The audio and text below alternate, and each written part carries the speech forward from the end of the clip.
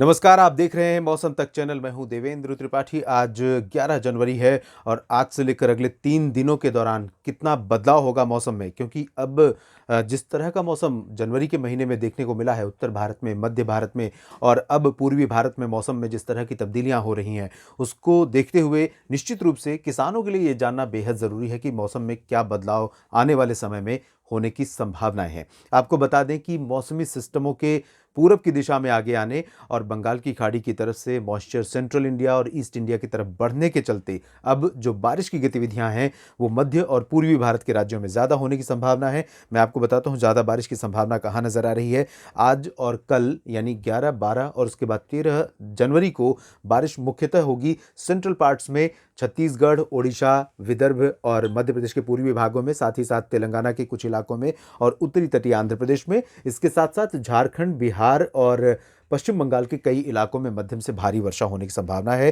खासतौर पर आज आप देख सकते हैं यहाँ पर छत्तीसगढ़ में और झारखंड तथा पश्चिम बंगाल के गंगीय क्षेत्रों में कुछ जगहों पर बारिश जिस तरह की संभावित है, उसके आधार पर मैं कह सकता हूँ कि ये बारिश कई जगहों पर फसलों के तबाही का कारण बन सकती है, क्योंकि बारिश के साथ साथ तेज हवाएं चल सकती हैं कुछ जगहों पर और कहीं कहीं पर ओलावृष्टि भी हो सकती है, यानी हेल स्टॉर्म की भी आशंका बनी हुई है। तो इसके चलते गंगीय पश्चिम बंगाल में कुछ जगहों पर, जबकि झारखंड और ओडिशा के पश्चिमी भागों में और छत्तीसगढ़ के अधिकांश इलाकों में, महाराष्ट्र के विदर्भ में और दक्षिण पूर्वी मध्य प्रदेश के कुछ हिस्सों में ये जो पोर्शन है यहाँ पर अगले 24 से 48 घंटे काफ़ी भारी पड़ सकते हैं। फसलों के लिहाज से आम लोगों को भी काफ़ी नुकसान हो सकता है, मवेशियों को भी काफ़ी परेशानी हो सकती है मौसम में इस अचानक बदलाव के कारण। तो यहाँ पर अगले 48 घंटे काफ़ी ज़्यादा बारिश वाले हो सकते हैं। इसके बाद भी 12 तारीख की स्थिति आप देखिए, यहाँ छत्तीसगढ़ में, महाराष्ट्र के विदर्भ में, ओडिशा में, और झारखंड और पश्चिम बंगाल के क्षेत्रों में कई जगहों पर बारिश की संभावनाएं नज़र आ रही हैं। तो इन सभी क्षेत्रों में कई इलाकों पर मौसम की विपरीत स्थिति की मार जो है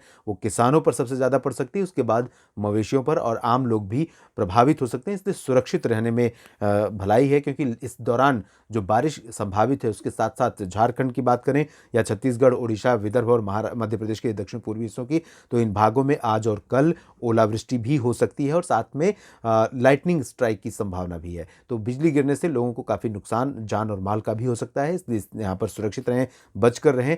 पूर्वोत्तर भारत में और उप हिमालयी पश्चिम बंगाल, सिक्किम में कई जगहों पर हल्की वर्षा होने की संभावनाएं अगले 48 घंटों के दौरान रहेंगी, इंक्लूडिंग अरुणाचल प्रदेश, असम और मेघालय। इन भागों में कई जगहों पर बारिश के साथ साथ अरुणाचल के कुछ ऊंचाई वाले इलाकों में बर्फ भी पड़ सकती है। तो यहाँ पर इस तरह का मौसम रहेगा। बात अगर हम उत्तर भारत की करें तो उत्तर भारत के क्षेत्रों में यहाँ पर मेनली ड्राई वेदर रहने की संभावना है, लेकिन ठंडी हवाएं अब चलनी शुरू हो चुकी हैं और इन ठंडी हवाओं की गिरफ्त में आ चुके हैं हरियाणा, पंजाब, राजस्थान, दिल्ली, उत्तर प्रदेश और धीरे धीरे राजस्थान के बाद गुजरात के क्षेत्र और पश्चिमी मध्य प्रदेश के क्षेत्र। तो इन भागों में इन ठंडी ठंडी उत्तरी हवाओं के कारण तापमान में काफ़ी गिरावट हो सकती है और पंजाब से लेकर हरियाणा, राजस्थान, उत्तर प्रदेश और दिल्ली में कई जगहों पर कह सकता हूं मैं कि ग्राउंड फ्रोस्ट की आशंका बन सकती है आने वाले 48 घंटों में, और तापमान में लगातार गिरावट के चलते, और क्योंकि पारा जो है वो सामान्य से काफ़ी नीचे पहुंच जाएगा फिर से बहुत ज़्यादा तेज़ सर्दी के कारण। लेकिन दिन में आसमान साफ रहेगा, धूप का प्रभाव रहेगा, तो इसलिए दिन में थोड़ी राहत रहेगी और इन हवाओं के कारण ही आप इन हवाओं का शुक्र है कि ये मानिए कि यहाँ पर कोहरा घना नहीं होगा। अदरवाइज़ जिस तरह की बारिश हुई है, जिस तरह का मॉइस्चर यहाँ पर मौजूद है, अगर ये पश्चिमी शुष्क हवाएं नहीं चलती, इनकी बजाय दक्षिण पूर्वी या दक्षिण पश्चिमी दिशा से हवाएं आती, तो पंजाब से लेकर बिहार तक का पूरा Indo Gangetic plains, Gujarat, Maharashtra, Madhya Pradesh, Chhattisgarh, Odisha, इन सभी भागों में ओडिशा और छत्तीसगढ़ में तो अभी नहीं, लेकिन बाकी जो क्षेत्र हैं इन भागों में घना कोहरा इस तरह होता कि जीरो विजिबिलिटी रहती। लेकिन इन पश्चिमी शुष्क हवाओं के चलते यहाँ पोल्यूशन भी कम रहेगा और कोहरा भी कम रहेगा पंजाब, हरियाणा, राजस्थान, दिल्ली, उत्तर प्रदेश और गुजरात, महाराष्ट्र, मध्य प्रदेश में। और उसके बाद धीरे धीरे हवाएं छत्तीसगढ़, उड़ीसा में भी पहुंचेंगी और इन भागों में भी तापमान में गिरावट होगी। झारखंड में भी गिरावट अगले 48 घंटों के बाद और बिहार में भी गिरावट हो सकती है 48 घंटों के बाद, यानी कि 12-13 जनवरी के बाद से। तो देश भर में काफ़ी सक्रिय मौसम इस समय देखने को मिल रहा है। दक्षिण भारत के क्षेत्रों में यहाँ आंतरिक इलाकों में आप देखिए कहीं-कहीं पर बारिश हो रही है और कोस्टल पार्ट्स में भी आंध्र प्रदेश के रायलसीमा से लेकर तटवर्ती रीजन से लेकर तमिलनाडु के क्षेत्रों में कई जगहों पर मौसम सक्रिय हुआ है। केरल के तटवर्ती रीजन पर बादल हैं और बारिश होने की संभावना अगले 48 घंटों के दौरान रहेगी।